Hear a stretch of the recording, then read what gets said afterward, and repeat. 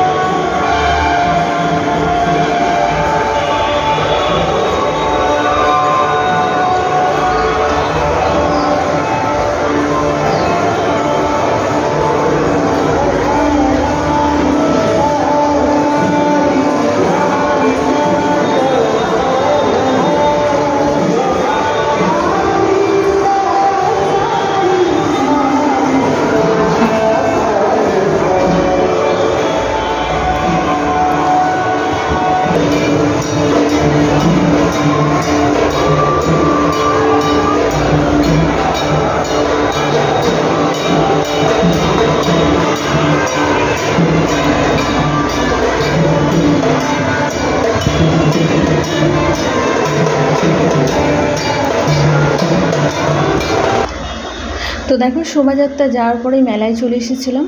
মেলায় এসে প্রথমে পাখার দোকান, মিষ্টির দোকান, খেলনার দোকান এইসব শুরুতেই ছিল, মানে মিষ্টি দিয়ে শুরু আর কি।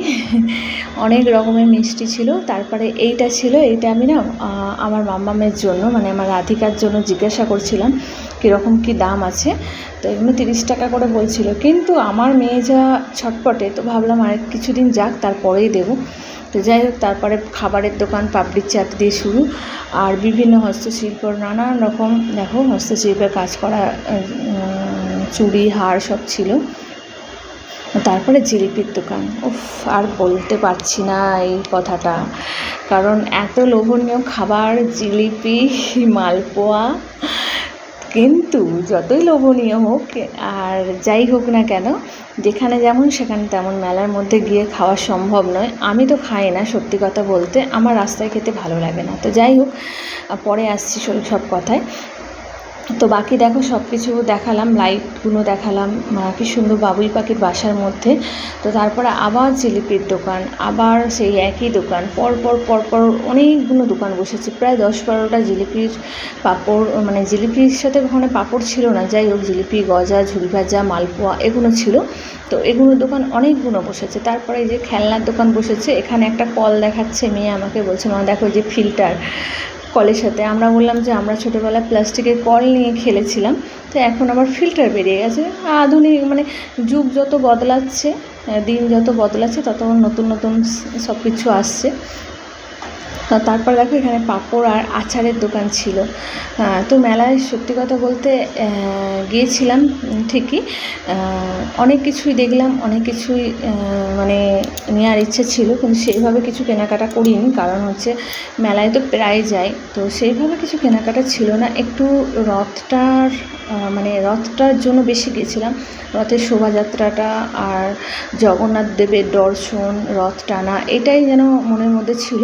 তাই জন্য এটার ওপরেই বেশি ফোকাস ছিল। তো মেলাটা জাস্ট তোমাদের সাথে শেয়ার করলাম, আমরাও নিজে একটু ঘুরলাম, আর অল্প কিছু জিনিস খাবার নিয়ে চলে এসেছিলাম, সেটা পরে অবশ্যই তোমাদের সাথে শেয়ার করব। আর দেখো 4টের সময় গিয়েছিলাম, কী হারে ভিড় হয়েছে, বাপরে বাপ! 4টের সময় এত ভিড় হবে বুঝতে পারিনি। তো যাই হোক, সবাই আমার মতনই শোভাযাত্রা দেখতে এসেছিলো, তো সবাই এইভাবে মেলাটা ঘুরে নিচ্ছে আগে আগে তাই জন্য ভিড়। কিন্তু রাত্রিবেলা না আরও ভিড় হয়েছিল। এ দেখো, শোভাযাত্রা যেহেতু বেরিয়েছে, তাই জন্য রাস্তার একদিকটা গাড়ি বন্ধ করে দেওয়া হয়েছে। গাড়িগুলো সারি দিয়ে ডায়মন্ড হারবার রোডটা পুরো বন্ধ হয়ে গেছে, ঠাকুরপুকুর থেকে ওই দিকটা, মানে 3A চৌকার দিকটা, এই দিকটা পুরো বন্ধ। ওই দিক থেকে কোনো গাড়ি কলকাতা দিকে আসতে পারছিল না। আর যাদের যাদের সমস্যা হচ্ছিল তারা বাইপাস দিয়ে চলে গেছে। তো যাই হোক, এইভাবে রাস্তা বন্ধ করে দেওয়া হয়েছিল, কারণ সবাইকে সব জায়গায় একটু অ্যাডজাস্ট করে চলতে হবে। সব সময় তো সব পরিস্থিতির শিকার আমরা হই না, কিন্তু বাঙালির উৎসব মানে সব দিক দিয়ে সবাইকে অ্যাডজাস্ট করে চলতে হবে। যাই হোক, তো মেলার এখানে চলে এসেছিলাম, একটা জিনিস দেখছি, আর আমার মেয়ে আমাকে একটা জিনিস দেখিয়ে বলছে, মা দেখো এইটা, এই গ্যাসটা আমাদের বাড়িতে আছে।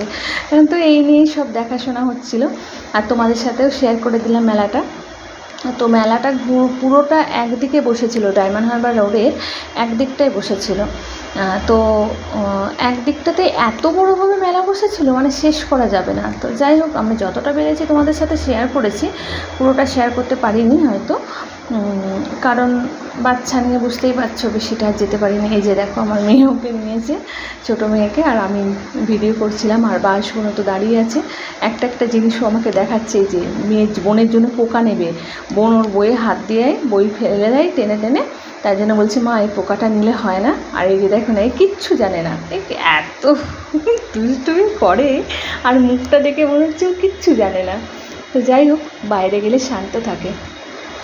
তো এখানে দেখো, একটা মোমোর দোকান বসেছিল, মোমোর দোকানেও বেশ ভিড় জমে গেছে। আর আমি তো কর্তামশাই বাইরে যাইনি, তাই জন্য আমার সত্যি কথা খুব একটা ভালো লাগে না একা একা খেয়ে চলে আসবো, বা সবাই মিলে গেলে, সপরিবারে গেলে তার আনন্দটাই আলাদা হয়। তো যাই হোক, সব কিছু পরে আস্তে আস্তে অনেক কিছু তোমাদের সাথে শেয়ার করা বাকি আছে, শেয়ার করব। দেখো, আস্তে আস্তে এগিয়ে যাচ্ছি তোমাদেরকে নিয়ে, আর মেয়ে তো আগে এগিয়ে যাচ্ছে, একবার করে আমাকে দাঁড় করাচ্ছে। আর এখানে দেখো কত সুন্দর ছবিগুলো, কত ভালো লাগছিল।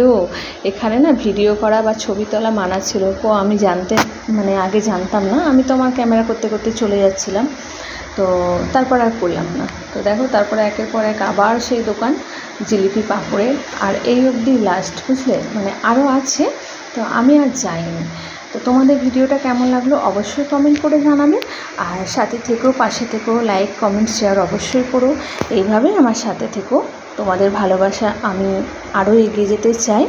সবাইকে অনেক অনেক ধন্যবাদ আমার পুরো ভিডিওটা দেখার জন্য, আর সবাই খুব খুব ভালো থেকো। আর কে কোথায় রথের মেলায় গিয়েছিলে অবশ্যই কিন্তু কমেন্ট করে জানাবে। দেখো, আরও কিন্তু রয়েছে, আরও ওইদিকে অনেক দোকান আছে। তো টাটা সবাইকে, সবাই ভালো থেকো। আমরা পুজো দেওয়ার জন্য লাইনে দাঁড়িয়ে